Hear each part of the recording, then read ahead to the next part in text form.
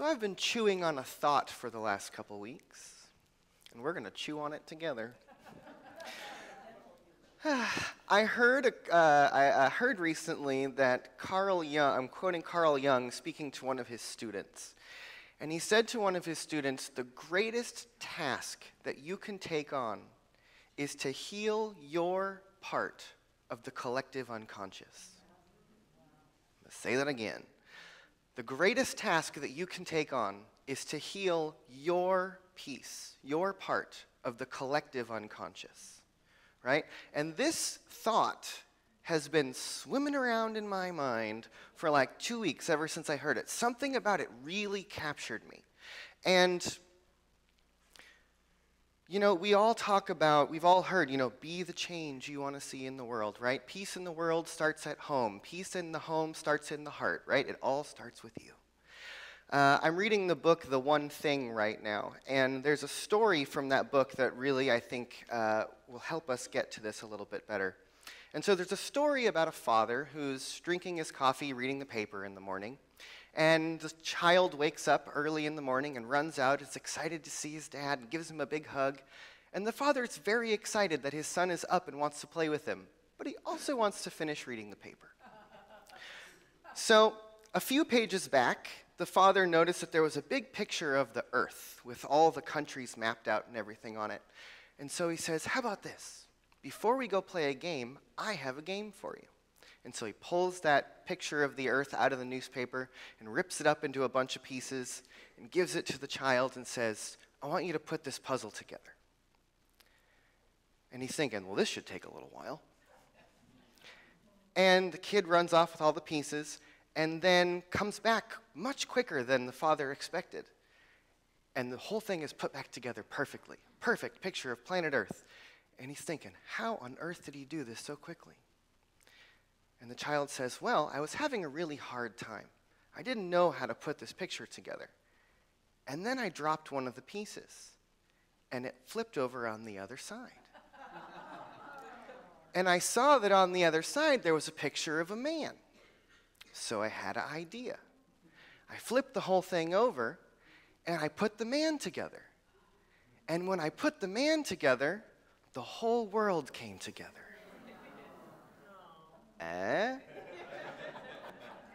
Isn't that good? Right? And so that's what we're talking about today, right? It's that each one of us has a piece of the collective unconscious, of the collective subconscious, of our collective consciousness that is what is creating, projecting, manifesting, forming the world out there. Right? And I kind of have this image that like the world we're all living through is this giant hologram, and it's being projected from each one of us. And that overlapping projection is the world that we see. Right? And so, I don't know if you've noticed, but clearly there's a whole lot of stuff going on in our collective unconscious that's being projected up all over the place. Have you seen it? Yeah, I've noticed it too. And there's something here for us to remember that the law of the universe tells us that what is manifested is a perfect reflection of what's happening on the inside. But not just of you, of all of us, right? We are living in a collective manifestation. And that when we see the world out there and we see this overwhelming sense that our situation needs to change, whether it's our personal situation, our societal or global situation, we recognize that something has to change. There has to be an invitation. There has to be something in that reflection that points us back to ourselves and says, what one piece of this can I truly take on and shift in myself?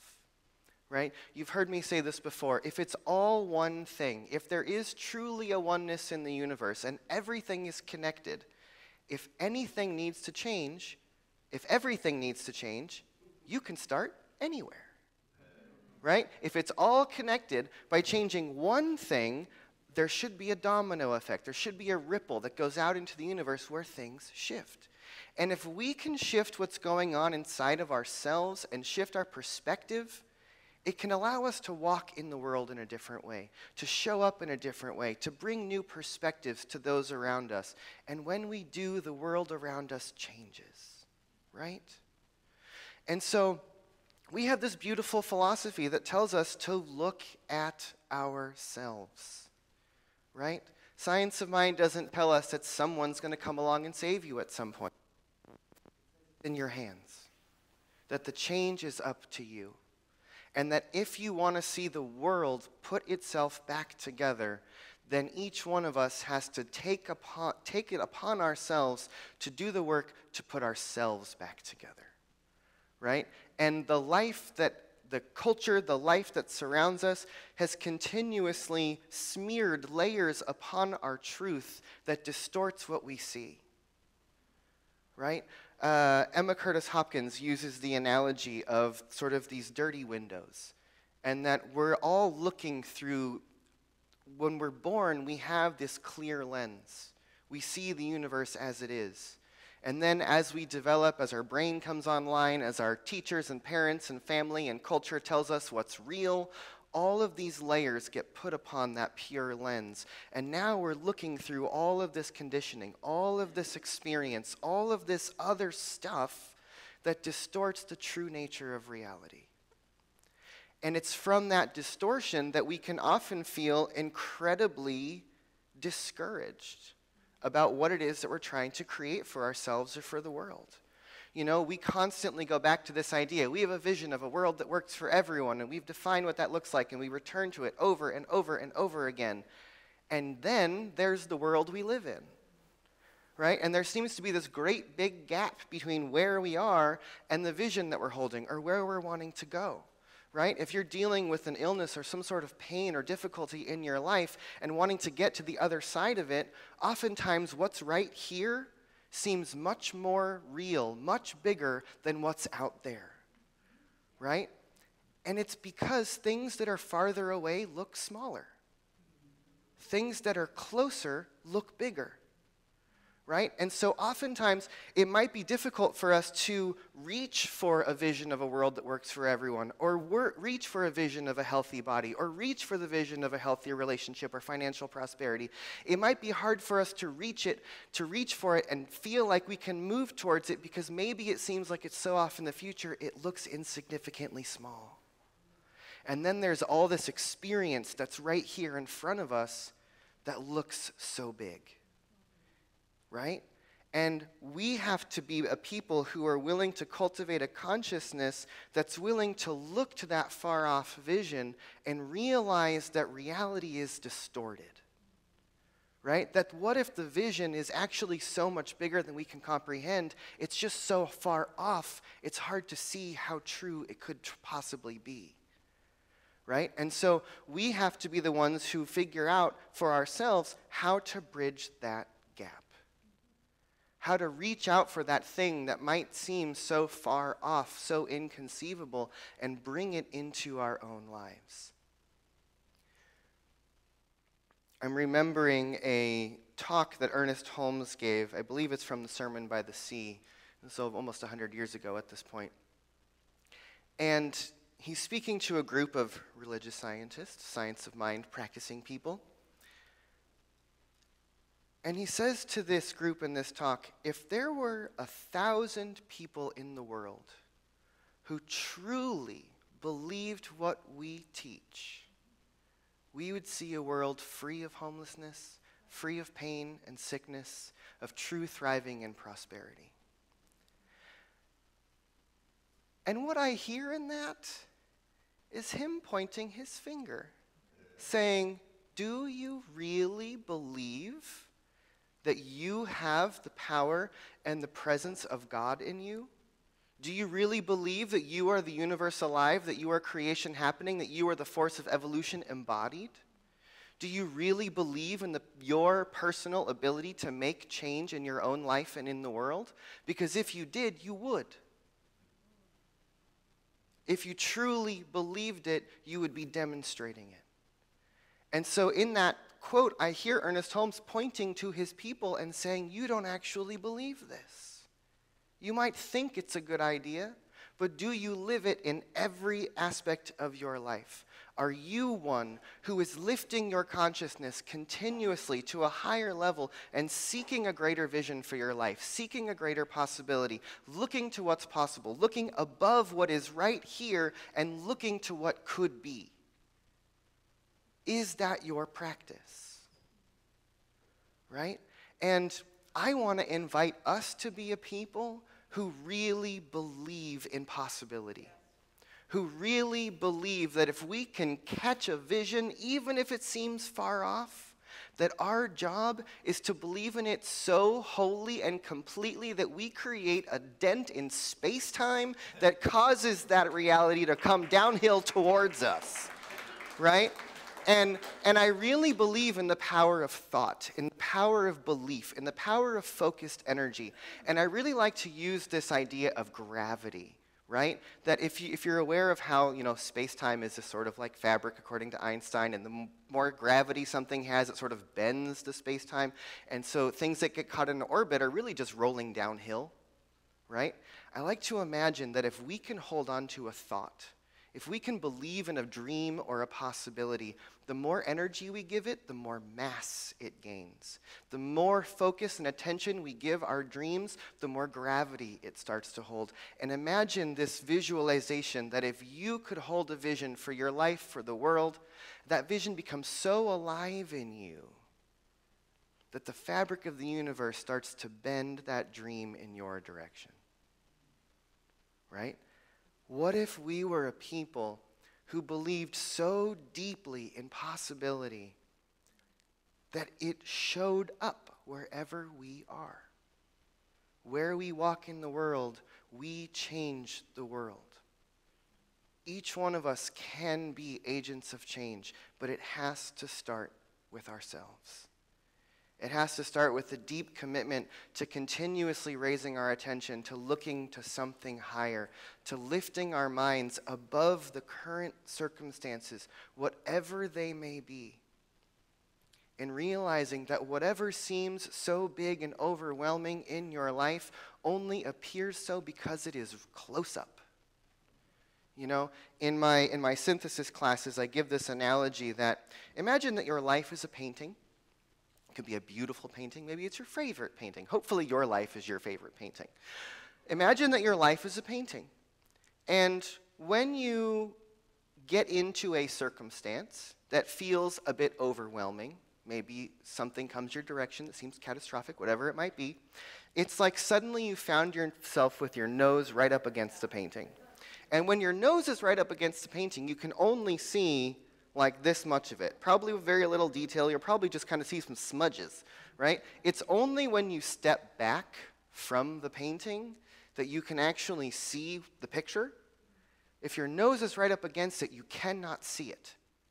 And when we're right in the middle of our circumstances, we can't see the greater context that surrounds our experience. And we have to be willing to cultivate practices, mental practices, spiritual practices, practices of awareness that help us take a step back from whatever the circumstances are that might feel like they're rising up in front of us so that we can gain a greater perspective and see them in the context of the whole. Because when we're able to step back through meditation, through contemplation, through visualization, through dreaming, through visioning, through spiritual mind treatment, when we're able to take that step back into a higher perspective, it might allow us to see that whatever it appears to be so difficult and overwhelming might be manageable. That there might be a door or a window open that we didn't see before. That there might be a way out that we couldn't conceive of when we were smack up in it. Does that make sense? Can you see that?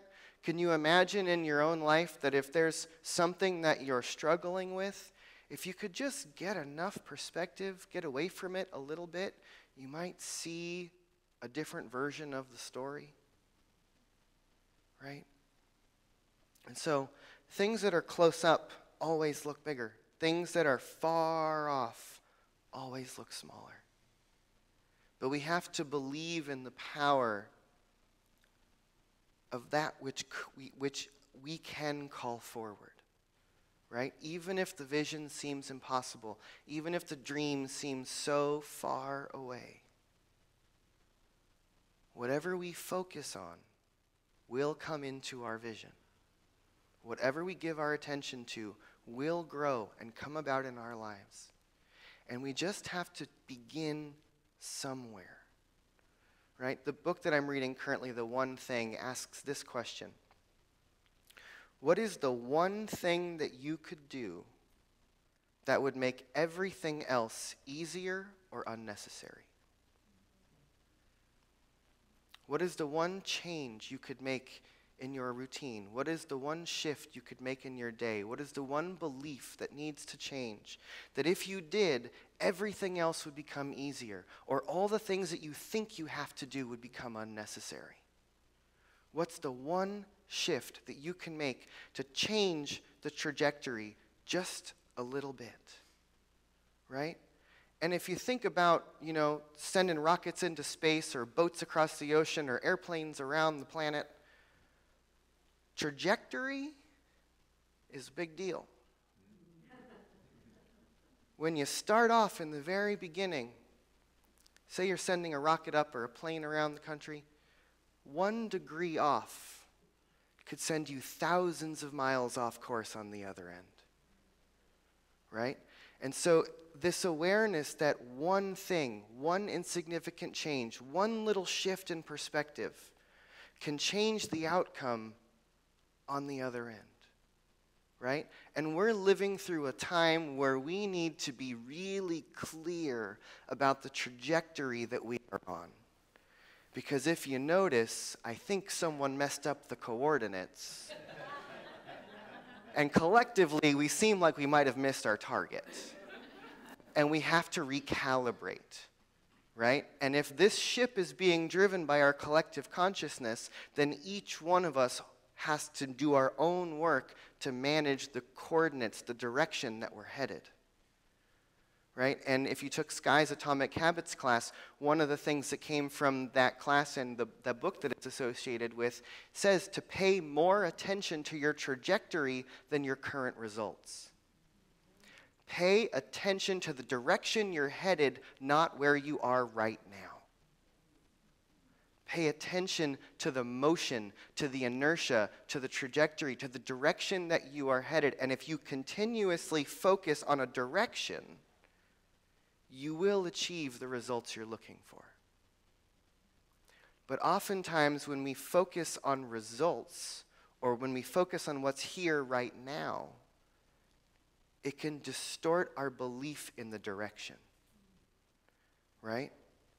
And so allow your practice in the next days and weeks to be really about checking in with yourself and asking yourself, what direction am I heading?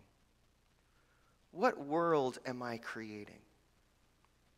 And if you want to live in a world that works for everyone someday,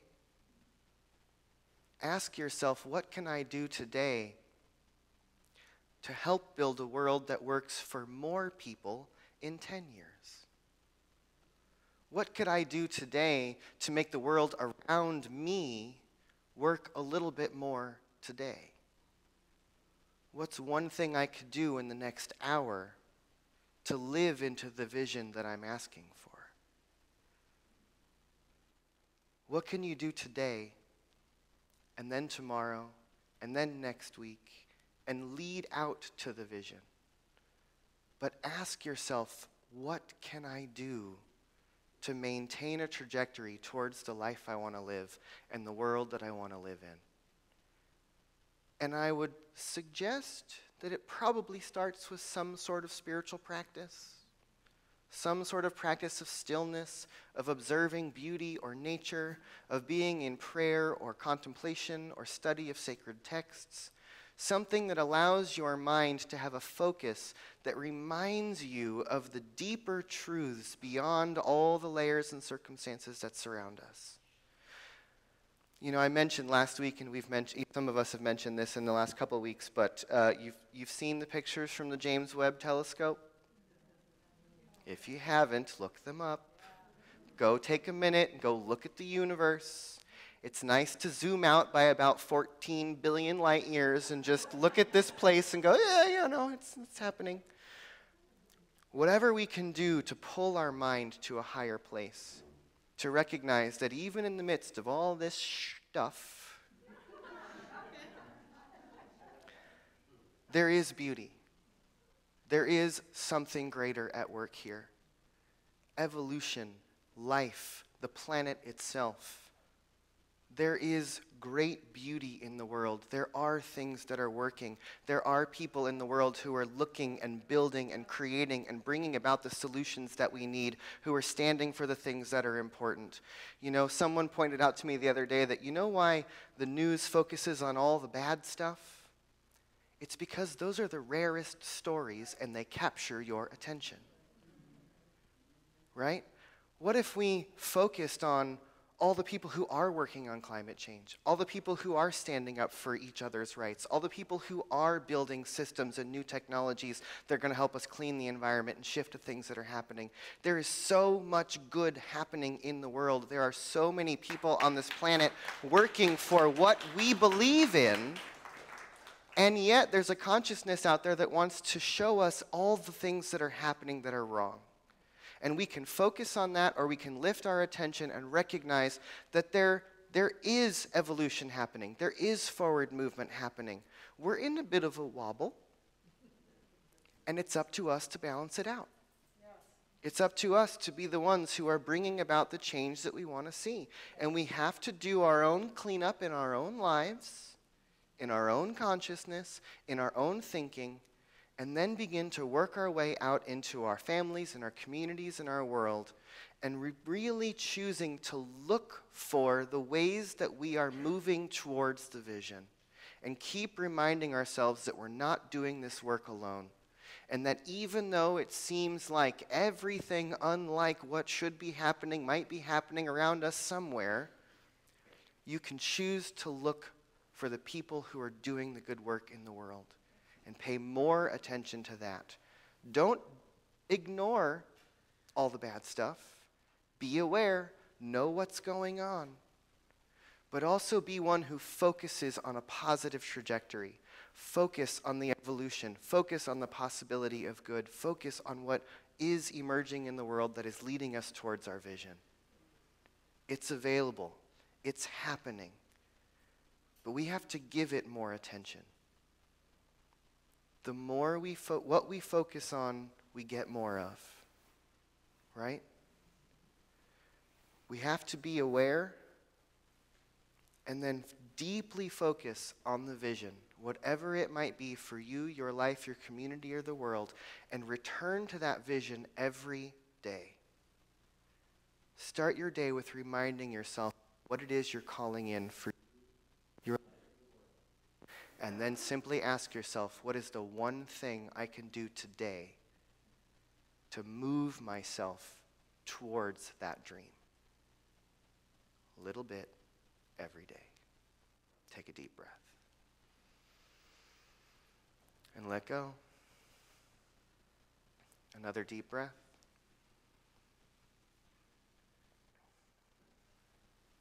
And so as we breathe together, let us just drop into an ever deeper space.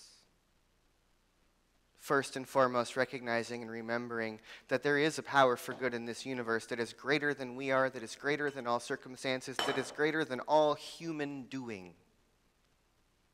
That there is a power for good in this universe that is driving evolution, that is leading the expansion of the universe itself. That there is one heart, one mind, one power, one presence that is living and breathing in everyone and everything, everyone and everywhere, across all space and time, throughout the entirety of the multiverse. One thing. And that is what I call God. It is the consciousness of the universe. It is the energy that animates my body, that speaks these words, that's hearing them right now. There is a seamless oneness that participates in everything. And let us remember today that that is the truth of who we are. That we are seamlessly part of the one. And that means that all the powers of evolution and creation, of potential and possibility, live within us. And so where we place our attention, what we choose to focus on, the direction that we choose, is the direction that creation will happen, that evolution will unfold through us, in us, in everything we do. And so let us be a people who are continuously looking to a higher vision, asking ourselves what we can do to maintain a trajectory moving towards that. And then do what we can to put ourselves together, to find the wholeness in ourselves so that we can then reflect that wholeness out into the world. When we heal ourselves, the healing becomes contagious. And so let us just surrender, letting go, remembering again that there is a current, a power for good that is available to us. Let us be the place where it happens in the world, where the creation, where the possibility unfolds. Let that be who we are in the world, everywhere we go. And so in gratitude, I just say yes. And so it is. Thank you.